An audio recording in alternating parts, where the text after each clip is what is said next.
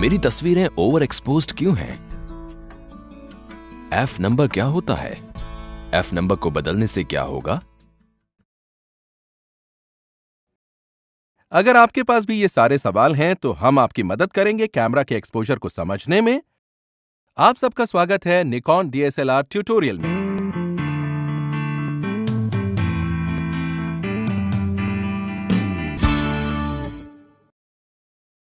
पिछले सेशन में हमने आपको डीएसएलआर के कुछ फायदे बताए थे और आप अपना डीएसएलआर कैसे उपयोग कर सकते हैं। इस सेशन में हम बात करेंगे एक्सपोजर की, जो एक अच्छी तस्वीर खींचने का आधार है। हम समझेंगे लाइट के कुछ सिद्धांतों को और किस तरह आप लाइट का उपयोग कर सकते हैं एक अच्छी एक्सपोज तस्वीर खींचने के लिए। चलिए बात करते हैं एक्सपोजर की। तकनीकी रूप से एक्सपोजर 3 मापदंडों पर निर्भर करता है: अपर्चर, शटर स्पीड और तीसरा आईएसओ। एक्सपोजर का मतलब है पर्याप्त मात्रा में लाइट को लाइट सेंसिटिव मीडियम से निकालना, ताकि सब्जेक्ट लाइट के ठीक उसी स्तर से खींचा जाए जिस स्तर में वो असल में है। जब हम डीएसएलआर में लाइट सेंसिटिव मीडियम की बात करते हैं तो इसका मतलब है डीएसएलआर का कैमरा इमेज सेंसर। चलिए अब हम देखते हैं ये 3 तस्वीरें। पहली तस्वीर जो आप देख रहे हैं वो ओवर ब्राइट तस्वीर है, जिसे तकनीकी रूप से हम ओवर एक्सपोज तस्वीर कहते हैं। दूसरी तस्वीर जो आप देख सकते हैं वो एक काली तस्वीर है, इसे हम टेक्निकली अंडर एक्सपोज्ड तस्वीर कहते हैं। जो तीसरी तस्वीर आप देख रहे हैं ये एक प्रॉपरली एक्सपोज्ड तस्वीर है और टेक्निकली इसे बैलेंस्ड एक्सपोजर कहा जाता है। अब बात करते हैं पहली तस्वीर की, जो कि एक ओवर एक्सपोज्ड इमेज है। एक ओवर एक्सपोज्ड तस्वीर को कैसे पहचाना जाए? अगर आप इस तस्वीर को ध्यान से देखें तो इस तस्वीर में जो सबसे ब्राइट हिस्सा है बादल का, वो बहुत चमक रहा है, जिससे तस्वीर की सारी डिटेल्स छिप गई हैं। इसका मतलब ये हुआ कि ओवर एक्सपोजर तस्वीर के ब्राइट हिस्से को इतना चमका देता है जैसे कि उस हिस्से में और कुछ देखने को हो ही ना।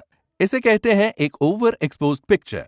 इसी तरह से अंडर एक्सपोज्ड तस्वीर को पहचानना भी बहुत आसान है। इस तस्वीर में आप देख सकते हैं कि तस्वीर की शैडो वाले हिस्से में कोई डिटेलिंग नहीं है। इसे कहते हैं एक अंडर एक्सपोज्ड तस्वीर। अब बात करते हैं एक बैलेंस्ड एक्सपोज्ड तस्वीर की।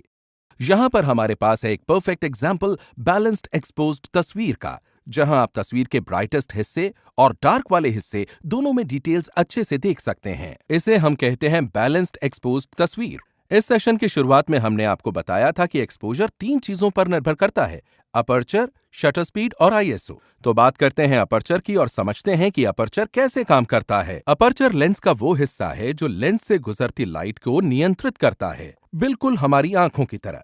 इसे अच्छी तरह से समझाने के लिए मेरे पास है एक 35 mm का निकॉन लेंस, जो कि एक बहुत अच्छा लो लाइटिंग लेंस है।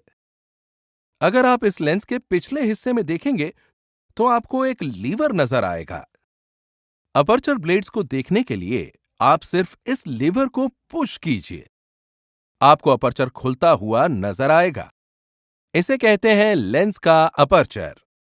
यह है नैरो अपर्चर और यह है वाइड अपर्चर। अगर आप अपर्चर की इंसानी आइरिस के डायफ्रेम से तुलना करेंगे तो वो बहुत आसान है। जब आप एक सिनेमा हॉल या किसी अंधेरे थिएटर में जाते हैं तो आप शुरू में कुछ नहीं देख सकते क्योंकि अंधेरा बहुत ज्यादा होता है, पर थोड़ी देर बाद हमारी आंखों का प्यूपिल फैल जाता है ताकि वो ज्यादा रोशनी ले सके। इसी तरह जब आप अंधेरे से किसी ज्यादा लाइट वाले कमरे में जाते हैं तो प्यूपिल सिकुड़ जाता है। यही सिद्धांत कैमरा के अपर्चर पर भी लागू होता है। मूल रूप से अपर्चर की 2 भूमिका होती हैं। पहली, वो एक्सपोजर को नियंत्रित करता है और दूसरी, वो डेप्थ ऑफ फील्ड को नियंत्रित करता है। एक्सपोजर को कैसे नियंत्रित किया जाता है ये समझने के लिए हमारे पास एक तस्वीर है जो हमने कम रोशनी में खींची थी। ऐसी परिस्थिति में अपर्चर वाइड ओपन होना चाहिए, मतलब कि अगर आप लो लाइट सिचुएशन में शूट कर रहे हैं तो आपको वाइड अपर्चर की जरूरत पड़ती है। अब अपर्चर एक्सपोजर को कैसे नियंत्रित करता है, इसका एक उदाहरण देखते हैं। ये एक तस्वीर है जो दिन में अच्छी रोशनी में खींची गई है। ऐसी परिस्थिति में आपको बड़े अपर्चर की जरूरत नहीं पड़ती। मतलब ये कि ब्राइट परिस्थिति में एक प्रॉपरली एक्सपोज्ड तस्वीर के लिए आपको एक छोटे अपर्चर की जरूरत है। अब बात करते हैं अपर्चर की दूसरी भूमिका की, जो है डेप्थ ऑफ फील्ड का नियंत्रण करने की। इस तस्वीर में आप देख सकते हैं कि बैकग्राउंड और फोरग्राउंड दोनों ही डीफोकस्ड हैं। ये इसलिए क्योंकि हमने यहां पर वाइड अपर्चर का इस्तेमाल किया है। आप इसमें देख सकते हैं कि फोकस इस सफेद घोड़े पर है जो कि शार्प आया है, जबकि फोरग्राउंड और बैकग्राउंड दोनों ही डीफोकस्ड हैं। यह इसलिए संभव हुआ क्योंकि यहां पर अपर्चर वाइड ओपन था। इसी तस्वीर में अगर इसी सब्जेक्ट के साथ हम अपर्चर छोटा कर देंगे तो आप देखेंगे कि बैकग्राउंड और फोरग्राउंड दोनों ही फोकस में हैं और दोनों ही शार्प नजर आएंगे। यानी कि अगर आपको बैकग्राउंड और फोरग्राउंड दोनों ही फोकस में चाहिए तो आपको अपर्चर छोटा कर देना चाहिए। बड़े या छोटे अपर्चर की पहचान कैसे करें? अपर्चर की पहचान एफ नंबर से की जाती है। एफ नंबर जितना छोटा होगा अपर्चर उतना ही बड़ा होगा और एफ नंबर जितना ही बड़ा होगा अपर्चर उतना ही छोटा होगा। अपर्चर को समझने के लिए इस चार्ट को देखते हैं। हमारे पास बहुत से एफ नंबर्स हैं, जैसे कि f1.4, f2.8 से लेकर f22 तक। जैसा कि आप इन तस्वीरों में देख सकते हैं, पहली तस्वीर f1.4 पर शूट हुई है। ये एक ओवर एक्सपोज्ड इमेज है क्योंकि ये f नंबर इस लाइट कंडीशन के लिए बहुत ही ज्यादा वाइड था। अगर हम f नंबर को और बढ़ाकर 2.8 कर देते तो परिणाम थोड़ा बेहतर होता, लेकिन फिर भी इमेज ओवर एक्सपोज्ड ही रहती। जैसे जैसे आप f नंबर को बढ़ाते रहेंगे अपर्चर वैसे वैसे छोटा होता जाएगा। तो f5.6 पर हमें एक बैलेंस्ड एक्सपोजर मिलता है। अगर आप f नंबर को और बढ़ाते रहेंगे तो आपको और भी डार्क इमेज मिलती रहेगी। तो लाइट कंडीशन के हिसाब से आप निर्धारित करें कि आपको कितना f नंबर चाहिए इमेज को शूट करते समय। आइए देखते हैं कि आप कैमरा में अपर्चर कैसे सेट कर सकते हैं। मेरे पास है Nikon D3200 camera 18-105 mm lens के साथ।